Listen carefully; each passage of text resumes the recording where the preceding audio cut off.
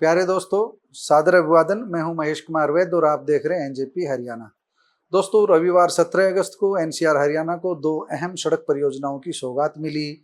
इनमें से एक परियोजना है गुरुग्राम से इंदिरा गांधी एयरपोर्ट तक बनाए गए देश के पहले 8 लेन अर्बन एलिवेटेड द्वारका एक्सप्रेसवे के पार्ट 2 की, और दूसरी है अर्बन एक्सटेंशन रोड 2 यानी UER 2 की। इन दोनों सड़क परियोजनाओं से हरियाणा व दिल्ली, विशेषकर दिल्ली एनसीआर के हरियाणा क्षेत्र को, दिल्ली क्षेत्र को न केवल जाम से राहत मिलेगी बल्कि एक से दूसरे शहर के बीच कनेक्टिविटी भी सुगम होगी, आसान होगी।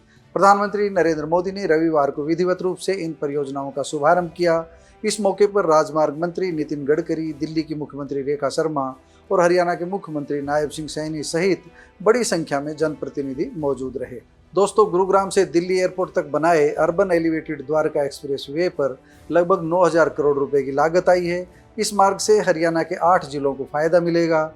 इसी क्रम में UER 2 दिल्ली का तीसरा रिंग रोड कहा जा रहा है। यह मार्ग दिल्ली मुंबई एक्सप्रेसवे से भी कनेक्टिविटी प्रदान करेगा और यह 17 किलोमीटर के विस्तार से आने वाले समय में दिल्ली देहरादून एक्सप्रेसवे से भी जोड़ेगा। इसके निर्माण पर 7,716 करोड़ रुपए की लागत आई है। हम यह भी बता दें कि द्वारका एक्सप्रेसवे 2 चरणों में बना है। इसके हरियाणा वाले हिस्से का पिछले वर्ष ही लोकार्पण हो चुका था। उस समय मनोहर लाल मुख्यमंत्री थे। अब पूर्ण द्वारका एक्सप्रेस यानी कि दिल्ली के महिपालपुर शिव मूर्ति से शुरू होकर गुरुग्राम के खेड़की दौला तक टोल प्लाजा तक जो बना है, इसका पूरा शुभारंभ हो चुका है। इसकी कुल लंबाई 29 किलोमीटर है और चौड़ाई लगभग 34 मीटर है। हरियाणा में इसकी लंबाई 18.9 किलोमीटर और दिल्ली में 10.1 किलोमीटर है, यानी दिल्ली से दोगुना हरियाणा में है। हरियाणा को इसका ज़्यादा लाभ मिलेगा। द्वारका एक्सप्रेसवे का काम 2018 में शुरू हुआ था। इसमें काफ़ी देरी हुई। परियोजना अगर निश्चित समय पर पूरी की जाती तो 2021 में ही पूरी हो जानी थी, लेकिन कोविड व कुछ अन्य कारणों के कारण लगातार इसमें देरी होती रही।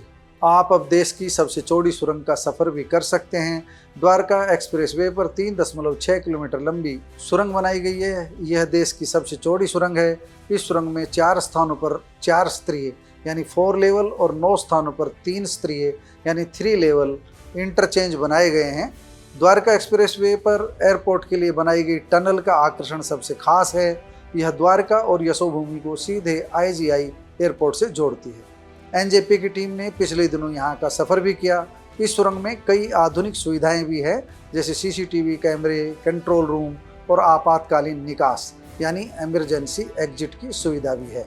दोस्तों, आपको यह भी बता देते हैं कि UER 2 से दिल्ली पानीपत हाईवे को कनेक्टिविटी मिलेगी। इसे दिल्ली का तीसरा रिंग रोड कहा जा रहा है।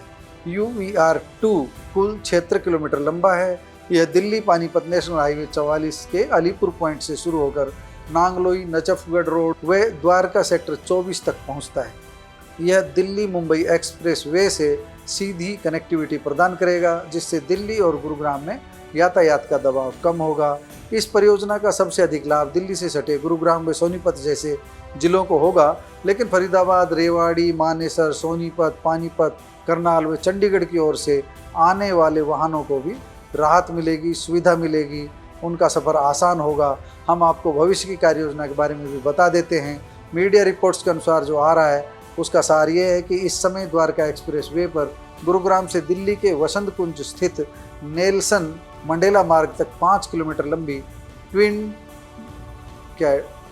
ट्यूब टनल पर काम चल रहा है। इस परियोजना पर लगभग 3500 करोड़ रुपए खर्च होंगे। कुल मिलाकर हम ये कह सकते हैं कि दिल्ली व गुरुग्राम को पूरी तरह से तो नहीं, बल्कि कुछ हद तक जाम से राहत जरूर मिलेगी। प्रधानमंत्री और नितिन गडकरी ने आज जो तोहफे लोगों को दिए हैं, उससे पूरे एनसीआर हरियाणा को कुछ न कुछ लाभ जरूर मिलेगा। नमस्कार, धन्यवाद। आपको हमारी रिपोर्ट कैसी लगी कमेंट बॉक्स में जाकर बताइएगा जरूर। धन्यवाद।